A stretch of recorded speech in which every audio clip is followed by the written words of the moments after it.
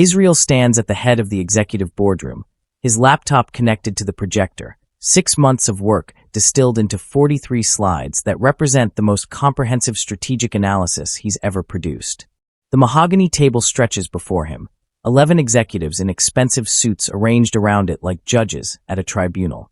He's presenting the restructuring proposal the CEO personally commissioned, a complete operational overhaul designed to stop the company's mysterious quarterly losses.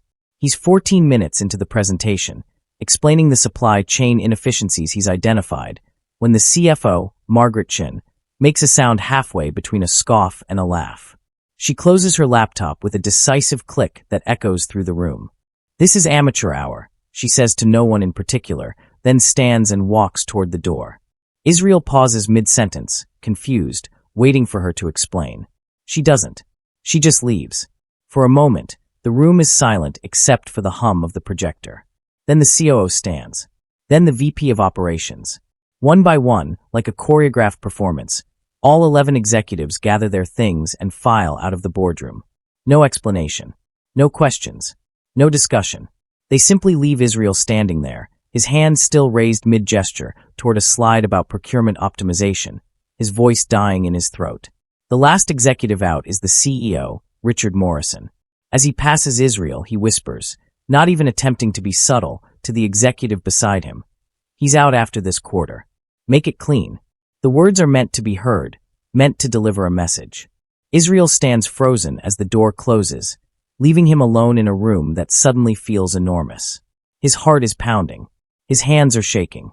6 months of 14-hour days, of data analysis and strategic planning, dismissed in 14 minutes.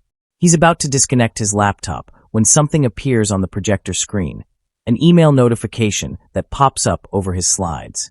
It's not his email. Someone must have screened their phone or tablet during the presentation, and the notification is still displaying. The subject line is visible. "Kill Israel's proposal before he gets too close." Sender, Margaret Chin. Recipient, Richard Morrison. Israel's jaw goes tight. His fingers move before his brain fully catches up, pulling out his phone and photographing the screen.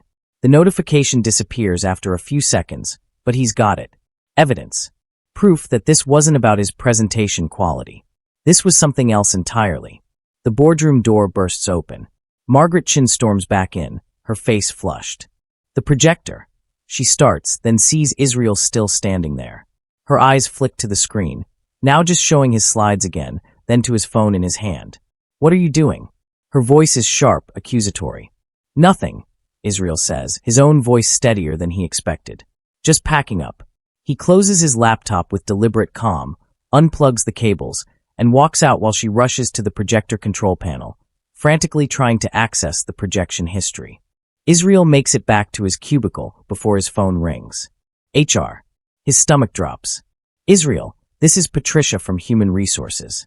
We need you to come down to conference room 3B immediately. A performance concern has been filed regarding today's presentation." A performance concern. Filed minutes after the walkout. They're not even trying to be subtle. The HR meeting is brief and chilling. Patricia, normally warm and professional, is cold and scripted. "Multiple executives have expressed concerns about your judgment, your data analysis methodology, and your communication skills. They're recommending immediate placement on a performance improvement plan." Israel knows what that means. A PIP is corporate code for "we're building a legal case to fire you." "Who filed the complaints?" he asks. Patricia's smile is thin, practiced. "That information is confidential. But Israel, between you and me." She leans forward, her voice dropping to something that sounds almost kind but isn't. "You might want to consider resigning before things get ugly. Save yourself the stress. We could frame it as pursuing other opportunities. Much cleaner." Israel walks out of that meeting knowing he's being pushed out, but not understanding why. His presentation was solid. He'd triple-checked every number, every recommendation, every source. The strategy was sound. So why the coordinated attack? Why the immediate HR action? Why the pressure to resign quietly? He needs someone who understands this company's underbelly. He needs Daniel. Daniel Okafor was Israel's mentor for 3 years, a senior director of strategy who'd taken Israel under his wing and taught him everything about corporate analysis. Then a year ago, Daniel abruptly resigned. No farewell party, no transition period. Just an empty desk and vague corporate speak about pursuing personal interests. Israel had tried to stay in touch, but Daniel had gone silent until now. They meet at a quiet coffee shop across town, away from anyone who might recognize them. Daniel looks older than Israel remembers, more tired. When Israel explains what happened, Daniel's expression shifts from concern to grim recognition. "They're doing to you what they did to me," Daniel says quietly. "Israel, those executives are running something on the side. A private initiative that diverts company funds into their own venture. I discovered it by accident during a routine audit last year." Israel's mind races. What kind of venture? Daniel pulls out his phone, shows Israel screenshots he'd saved. They created a shell company called Meridian Solutions. It's supposedly a consulting firm, but it's really just them billing our company for fake services and pocketing the money. Millions, Israel. Tens of millions over the past 5 years. "That's fraud," Israel breathes. Daniel nods. "Corporate fraud, money laundering, conspiracy. I threatened to expose them. They threatened to destroy me. They fabricated sexual harassment claims, falsified documents, made my life hell until I resigned just to make it stop." His voice cracks slightly. "I was going to fight it, but I have a family. Kids in college. I couldn't risk it." Israel's presentation. The comprehensive audit he'd proposed. The supply chain analysis that would have revealed duplicate vendor payments. The procurement restructuring that would have exposed shell companies. "I was going to find them," Israel realizes. "My proposal would have exposed everything." Daniel nods grimly. "You weren't ignored because you were wrong, Israel. You were ignored because you were too right. And now they're going to destroy you before you figure it out." Daniel reaches into his bag and pulls out a USB drive. "This is how they pushed me out. All the evidence I collected before I ran. I couldn't use it then. But maybe you can." Israel takes the USB with shaking hands, feeling its weight like it weighs 1,000 pounds. "What's on here?" Daniel's smile is sad. "Everything. And Israel? They already set up a scapegoat document with your name on it. When they push you out, they're planning to blame you for the missing funds." Israel sits in his apartment that night, his laptop open, the USB drive inserted. The files are meticulously organized. Daniel was always thorough. Financial statements showing duplicate payments to Meridian Solutions. Forged signatures on approval. Documents. Private Slack messages between the executives, casual and incriminating. Another quarter, another million into our pockets. This is too easy. One message from the CFO. Israel's audit might catch the Meridian payments. We need to kill his proposal before he digs deeper. But the worst discovery is a folder labeled contingency. Inside is a draft press release dated for next month. TechVision Incorporated discovers internal fraud, mid-level manager arrested for embezzlement. The press release names Israel Adagok as the perpetrator, claims he'd been stealing funds for 2 years, praises the executive team for their vigilance in catching him. It's already written, already planned. They're going to frame him, fire him, and possibly have him arrested. Israel feels physically sick. He's about to close his laptop when he notices another email notification on his phone. Subject: Mandatory meeting tomorrow. Topic: Israel's conduct. It's from HR, scheduled for 9 a.m. This is it. This is when they'll present their fabricated case and force him out. For a moment, Israel considers just running. Resigning tonight, taking Patricia's advice, getting out before they destroy him. But then he remembers the walkout, their smug faces, their casual cruelty, the whisper that he was already finished. Rage replaces fear. He's not going down quietly. If they want to destroy him, he'll make damn sure he takes them down with him. Israel needs more than Daniel's year-old evidence. He needs current proof, something undeniable and fresh. He texts Maya Okonkwo, an IT technician he'd helped on a project 6 months ago when her department was facing budget cuts. "I need a favor. Urgent. Are you free tonight?" Her response is immediate. "You saved my job. I owe you. What do you need?" They meet in the parking garage at 11 p.m. Maya listens to his explanation with growing alarm, then anger. "Those bastards. I always wondered about the Meridian invoices. They bypass normal IT security protocols." She thinks for a moment. The executives use a private server for sensitive communications. It's technically against company policy, but nobody questions them. "I can access it, but Israel, if we get caught."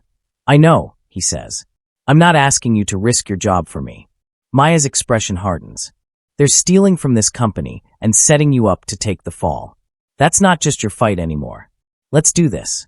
The office building is mostly empty at midnight, just security guards doing rounds and a few workaholics in other departments. Maya and Israel slip into her IT workstation, and she starts navigating through systems Israel doesn't understand. "This is the executive server," she whispers, pulling up directories. "Jesus, Israel. Look at this. Hundreds of files. Years of communications about Meridian Solutions. Detailed records of diverted funds, $40 million over 5 years. Payment schedules. Distribution agreements showing how the 11 executives split the money. One folder is labeled Israel Contingency Plan and contains drafts of the documents that will frame him, complete with forged financial records showing him as the embezzler. Download everything," Israel whispers. Maya's fingers fly across the keyboard. Then she freezes. Someone else just logged into the server. From inside the building. Right now. They stare at the screen showing the new user's activity. Someone is accessing the same files they're viewing, deleting documents. "They're destroying evidence," Maya breathes. They know someone's looking. Footsteps echo in the hallway outside. Heavy, purposeful footsteps heading toward their location. Maya's eyes go wide. She frantically completes the download, 263 files copying to a secure drive, while Israel kills the monitor light. They crouch under the desk as the footsteps pass, pause, then move on. A security guard's radio crackles nearby. 5 agonizing minutes later, Maya whispers, "It's done. I've got everything. Let's get out of here." They slip out through a side exit, hearts pounding, carrying evidence that could either save Israel or get them both destroyed. The mandatory meeting is held in the same boardroom where Israel's presentation was destroyed. All 11 executives are present, arranged like a firing squad. Patricia from HR sits in the corner with her laptop, documenting everything. The CFO, Margaret, leads the attack with practiced precision. "Israel, we've discovered serious discrepancies in departmental fund allocation. Invoices were approved under your signature for services that were never rendered. We're talking about hundreds of thousands of dollars." She slides a folder across the table. Inside are documents that look official: purchase orders, approval signatures, bank transfers. Israel's signature on every page.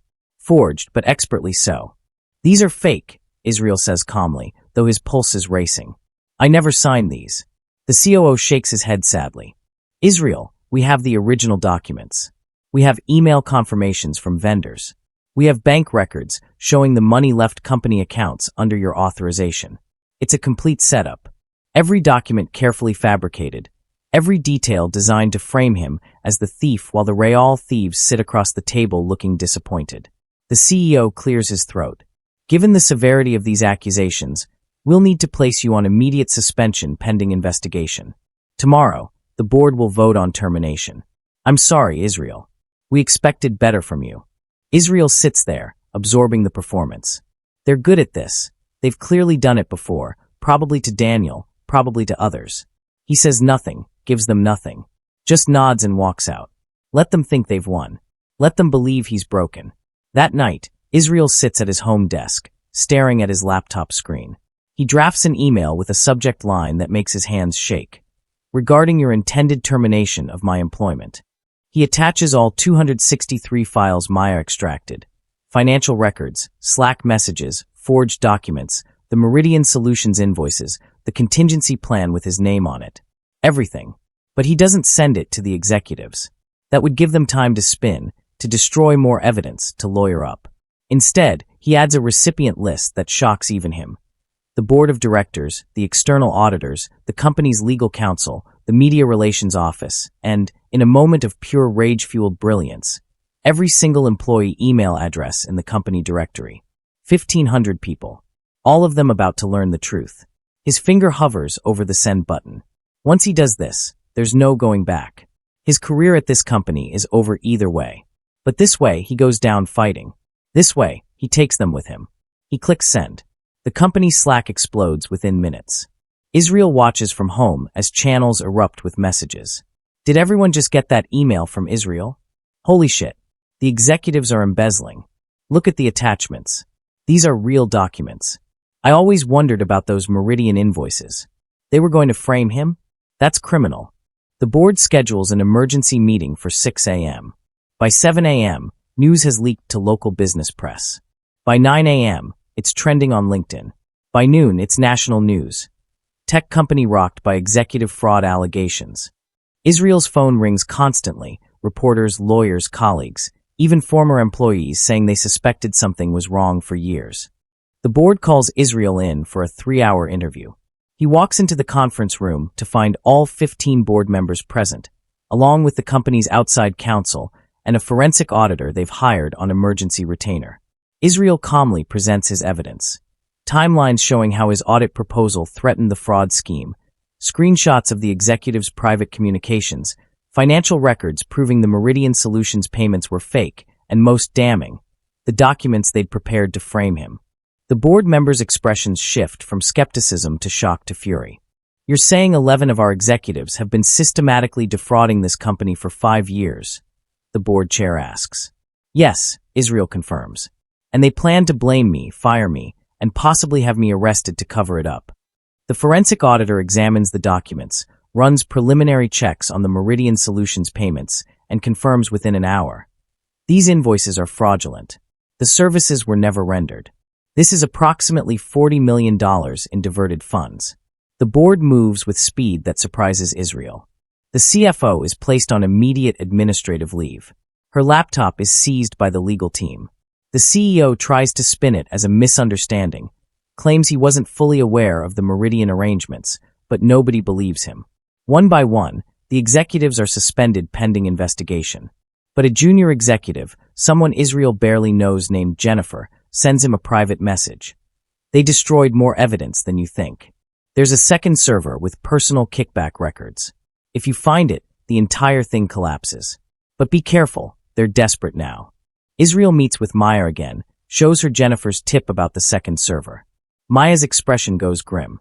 "I suspected there might be another layer. The executives are too careful to keep everything in one place." She works through the night, tracing network traffic patterns and security logs.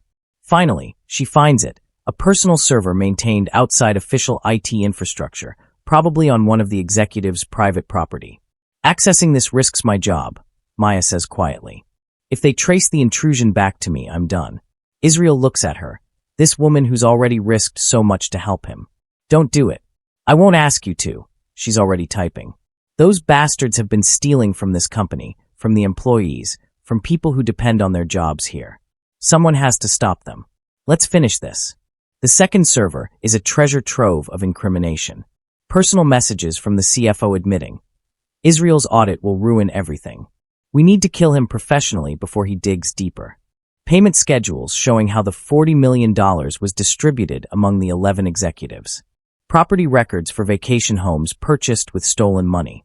Even communications with their lawyers about how to frame Israel if their scheme was exposed. The board calls Israel back the next morning. They've completed a preliminary investigation and found everything he claimed. "Mr. Adagok," the board chair says formally, "on behalf of this company and its board of directors, we owe you an extraordinary apology. And our gratitude. What you've exposed is the most egregious case of corporate fraud any of us has encountered. All 11 executives are suspended pending criminal investigation. The CEO is removed immediately.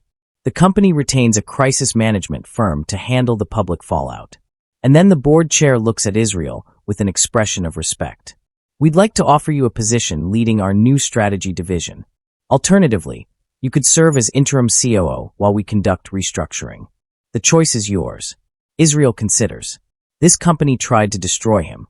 These people enabled the corruption through neglect or incompetence. Why would he stay? But then he thinks about the 1,500 employees who weren't involved, who are just as much victims as he was. He thinks about people like Maya and Jennifer who risked themselves to help. He thinks about rebuilding something better from the ashes of what was broken. "I'll do it," he says. "But I need 3 things first. Public acknowledgement of what happened, no spinning, no PR cleanup. Protection for Maya and Daniel, and anyone else who helped expose this. And I want full authority to rebuild the culture from the ground up."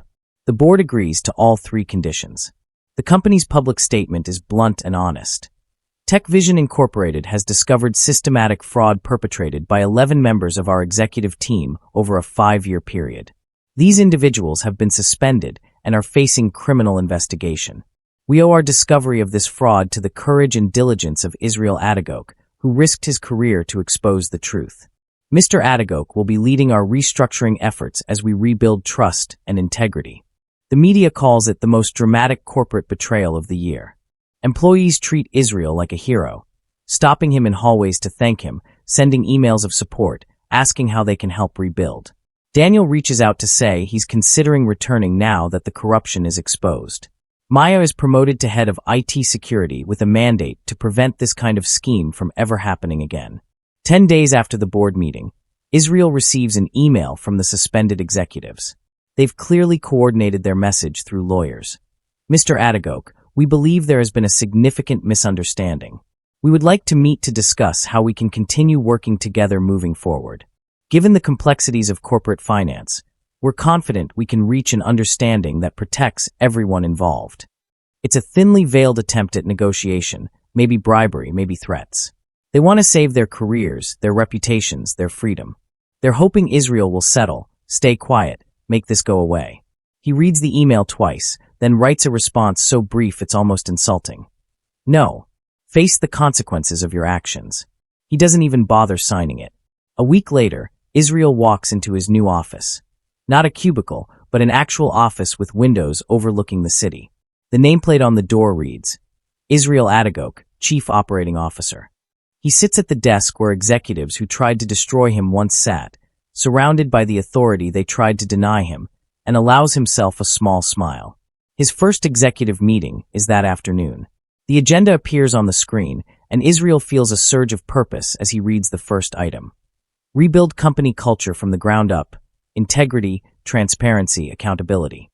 The remaining executives, good people who weren't part of the fraud, watch him with respect and curiosity. They're waiting to see what kind of leader the man who exposed corruption will be. Israel thinks about the walkout that started all of this.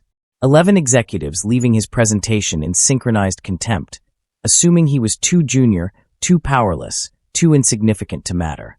He whispers to himself, quiet enough that no one else hears. You should never have walked out.